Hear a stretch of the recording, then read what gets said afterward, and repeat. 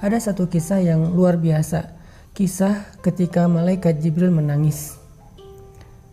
Teman-teman pernah dengar malaikat Jibril menangis?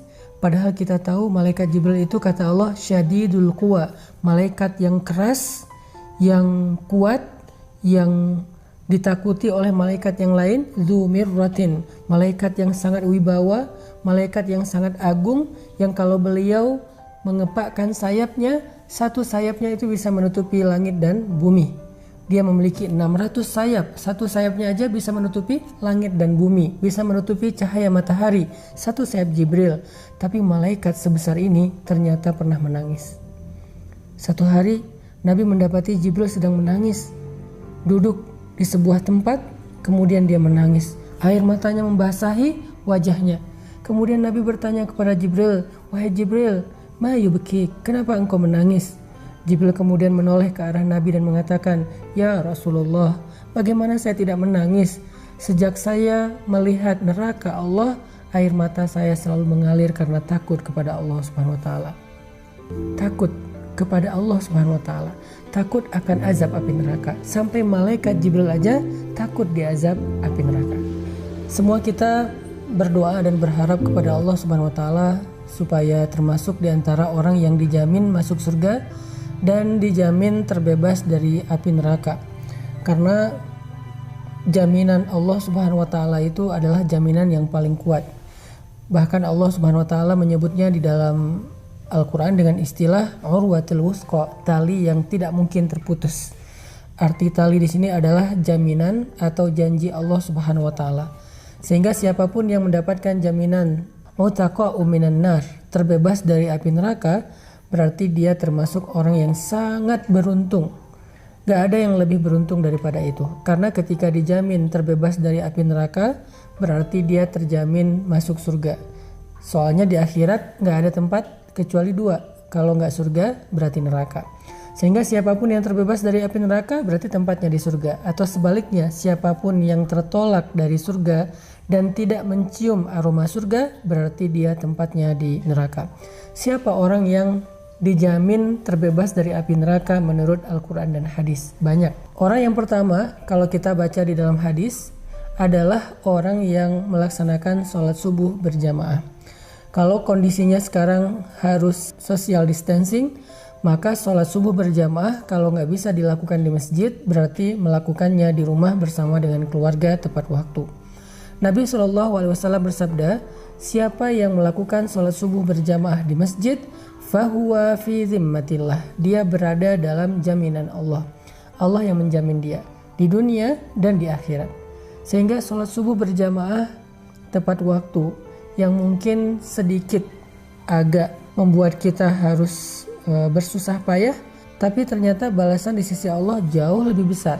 Sehingga kesusah payahan kita bangun subuh, kemudian berwudu dalam keadaan dingin, masih menahan ngantuk, itu akan terasa sangat murah dibandingkan dengan balasan yang Allah berikan kepada orang yang melakukannya. Maka dari itu, setiap malam sebelum kita tidur, coba teman-teman ingat-ingat kembali janji Nabi SAW tentang sholat subuh berjamaah. Sehingga sebelum tidur kita udah berazam, kita berniat yang kuat, ya Allah besok saya pengen dapat jaminanmu. Sehingga kalau saya besok dalam 24 jam meninggal dunia, berarti Allah menjamin dia terbebas dari api neraka. Itu keren banget, terbebas dari api neraka, terbebas dari sulitnya hisab, terbebas dari tergelincir di sirat, terbebas dari panasnya padang mahsyar, terbebas dari azab kubur, terbebas dari su'ul khatimah. Semua yang buruk-buruk akan Allah jamin dia terbebas darinya. Dan jaminan Allah itu gak hanya berlaku di akhirat, tapi juga berlaku di dunia. Artinya dia terbebas dari sifat munafik, dia terbebas dari kekufuran, dia terbebas dari musibah-musibah yang menimpanya hari itu. Sehingga siapapun yang pengen dapat jaminan fahuwa fi zimmatillah, dijamin, dilindungi oleh Allah Subhanahu wa taala, dan yang paling besar adalah dijamin dan dilindungi terbebas dari api neraka, maka sholat subuhlah berjamaah. Walaupun agak berat, mungkin kita ngerasa subuh berjamaah itu sesuatu yang luar biasa, berat banget, males banget, susah buka mata, dingin-dingin harus ke masjid. Tapi kalau kita bayangin ganjaran atau balasan ya Allah sediakan di balik ibadah itu, ternyata apa yang kita lakukan itu walaupun berat sangat murah dibandingkan dengan balasan di sisi Allah. Mau dapat jaminan 1 hari besok, sholat subuh berjamaah. Niatkan sebelum tidur. Yang kedua, orang yang dijamin terbebas dari api neraka adalah orang-orang yang melaksanakan ibadah Ramadan dengan maksimal. Dia melakukan ibadah puasa dengan sempurna, dia melakukan ibadah sholat tarawih dengan sempurna. Kemudian dia memperbanyak amal-amal sunnah di antara kedua ibadah ini. Di antaranya dia melakukan ibadah zikir, dia tilawah Al-Quran, dia sholat sunnah, dia memberi makan orang yang berbuka puasa, dia kemudian bersedekah, dan banyak lagi amal-amal soleh yang dia lakukan sepanjang bulan Ramadan. Maka dia termasuk orang yang kata Nabi utaqa'u minan nar, dijamin terbebas dari api neraka. Ini jaminan yang susah banget untuk didapatkan kalau bukan karena Allah yang Maha Pemurah. Kalau bukan karena Allah Maha Pemurah, untuk terbebas dari api neraka itu susah banget. Bahkan neraka itu selalu merasa lapar untuk melahap manusia-manusia yang banyak dosa. Bahkan neraka itu mengatakan, hal min mazid, adakah tambahan? Aku ingin makan lagi, aku ingin makan lagi. Sehingga dengan kita berpuasa bulan Ramadan, melakukan ibadah sholat malam di malam-malam Ramadan, ditutup dengan Lailatul Qadar, dan kemudian diakhiri dengan takbir di hari Lebaran. Mudah-mudahan kita termasuk orang yang terbebas dari api neraka, yang bahkan Jibril cemburu kepada kita. Siapa lagi orang yang dibebaskan dari api neraka?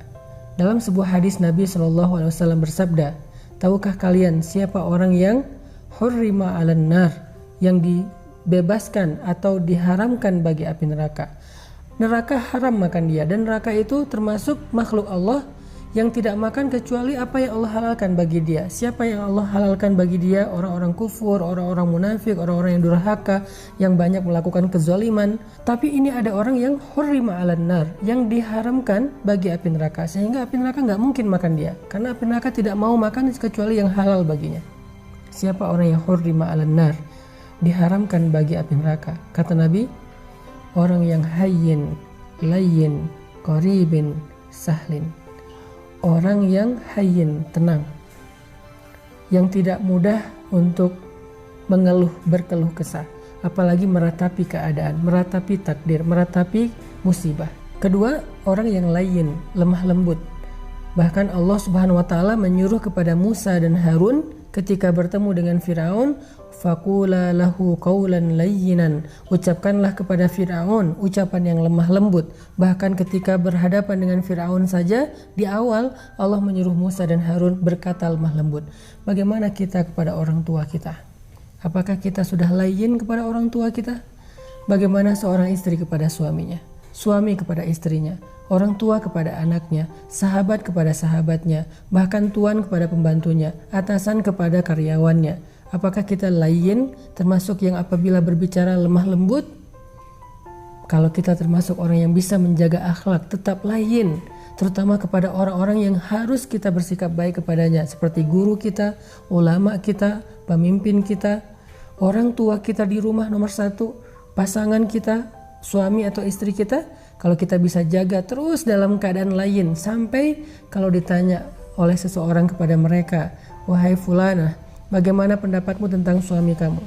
Lalu dia menjawab, yang saya tahu suami saya itu orang yang lemah lembut, yang saya tahu istri saya itu orang yang lemah lembut, yang saya tahu anak saya itu anak yang lemah lembut, yang saya tahu orang tua saya orang tua yang lemah lembut. Kalau kita dikenal dengan layyin, berarti kita insya Allah termasuk yang dibebaskan dari api neraka. Yang ketiga, qaribin, orang yang qarib, akrab. Akrab itu akrab dalam bahasa Indonesia. Artinya orang yang tidak mau memutuskan silaturahim, yang menjaga keakraban dalam keluarga, orang yang gak jaim, orang yang mudah bergaul, orang yang mudah untuk dekat dengan orang lain dalam kebaikan-kebaikan, orang yang tidak sombong, yang membuat jarak antara dia dengan orang lain. Kalau kita bisa dekat bahkan dengan anak yatim terutama, siapa yang dekat dengan anak yatim di dunia, maka dia akan seperti ini di surga dengan Rasulullah SAW. Dekat dengan anak yatim, dekat dengan orang miskin, dekat dengan orang yang susah, dekat dengan keluarga besar kita, dekat dengan siapapun yang kita anggap mungkin kurang dari kita dalam banyak hal, kurang dari sisi fisik, kurang dari sisi harta, kurang dari sisi ilmu. Sebutlah dengan orang yang masih awam, kita merasa dekat sehingga semua orang merasa nyaman dengan kita.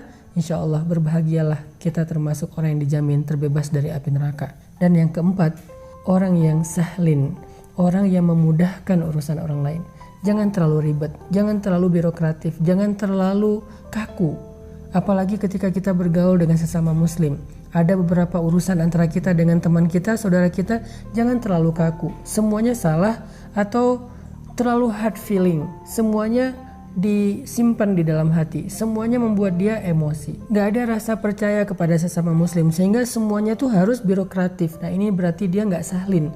Seorang muslim, dia sahlin dalam urusannya. Salah satu contoh sahlin memudahkan itu adalah hadis-hadis tentang masalah hutang piutang. Kata Nabi, siapa yang meminjamkan uangnya atau hartanya kepada saudaranya selama misalnya 1 hari, berarti selama 1 hari itu dia telah bersedekah sebanyak uang yang dia pinjamkan.